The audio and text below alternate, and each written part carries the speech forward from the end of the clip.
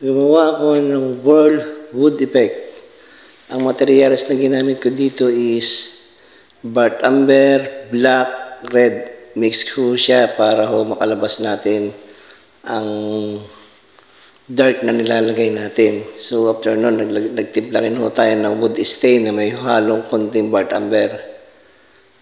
Ito, ang nilabasan po ng pagka-World Wood Effect natin. May dating ng konti para makapagbigay tayo ng idea. Ito isang basic tutorial para sa mga kumukuha ng iba pang idea tungkol sa pagbabarnish, pagdidesign ng mga wood effect. Para sa inyo ito, mga kamaster. At sana sundan nyo ito hanggang dulo para makuha nyo ang step by step ng ating ginawang World Wood Effect. Isang bagsak para sa mga nagdi-DIY, mga beginners, sa mga veteranong pintor, sa mga viewers. Para sa inyo po ito, sa mga kumukuha pa ng dagdag kaalaman.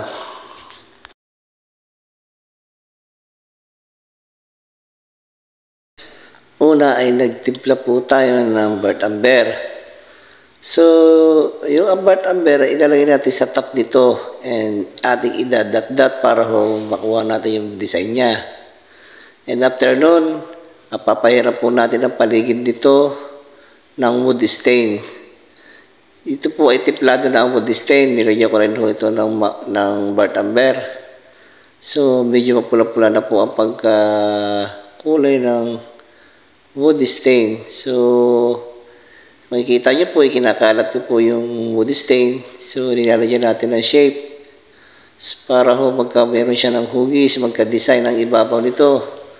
And syempre, kakalat din natin para makuha natin yung shape at magkaroon ng shaded para makuha natin ang pagka-burn ng wood niya.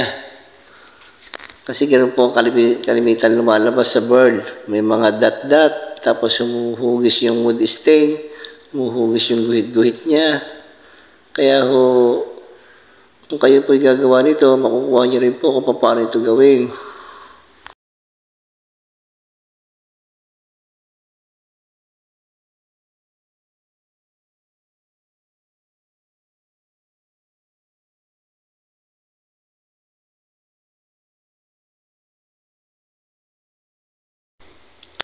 After may apply ang ating design sa ibabaw nito, ito ay nilalagyan naman ng paint thinner. Winiwisik lang ito gamit ang kamay para kumalat at magkaroon ng bubbles. Isa rin po ito sa dagdag design sa ating pagka-burl.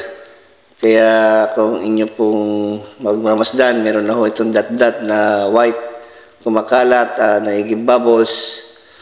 Kaya kung kayo po ay maglalagay ng ganitong design, huwag nyo lang damihan ang paglagay kasi ito po ay mapapahi. Kailangan lang po ibibisik-bisik nyo para mag-design lang siya sa ibabaw. Okay, tapos na ang ibabaw dito. Ready na ito para sa top coat.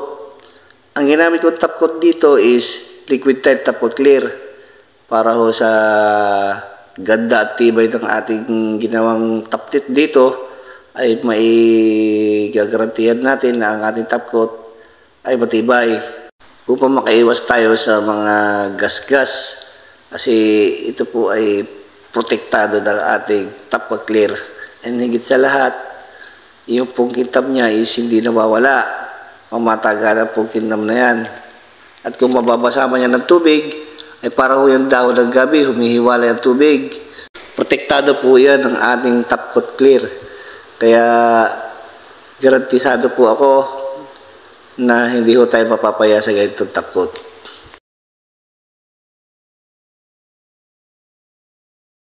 Remind ko lang mga kamaster, ang ating pong ginagawang ito po ay may drying time.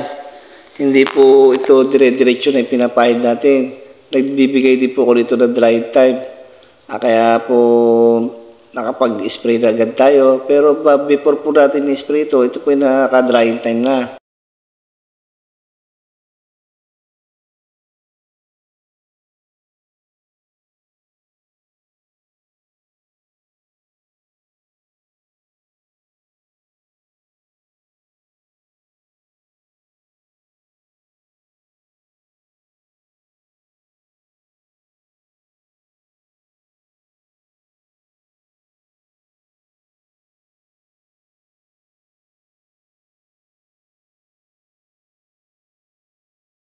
Okay, mission accomplished mga master. Itong ating ginawang ito ay pwede natin isubmit sa ating client. And sana mga kamaster, nakakuha kayo ng konting ideya sa content kong ito na pinamamahagi ko. Sana naman kung maka-encounter kayo ng ganitong pagkakataon mga kamaster, ay subaybayan nyo lang itong aking mga video para ho kayo ay hindi maligaw sa inyong ginagawa, hindi ho kayo magkamali. May pattern na po kayo. Mga kamaster, wag sana kayo magsawa sa pagbaybay sa aking content. Malaking bagay na ho yun para makatulong ko sa inyo at makatulungan nyo ako. And yun mga master, salamat sa mga panonood nyo and God bless sa inyong lahat.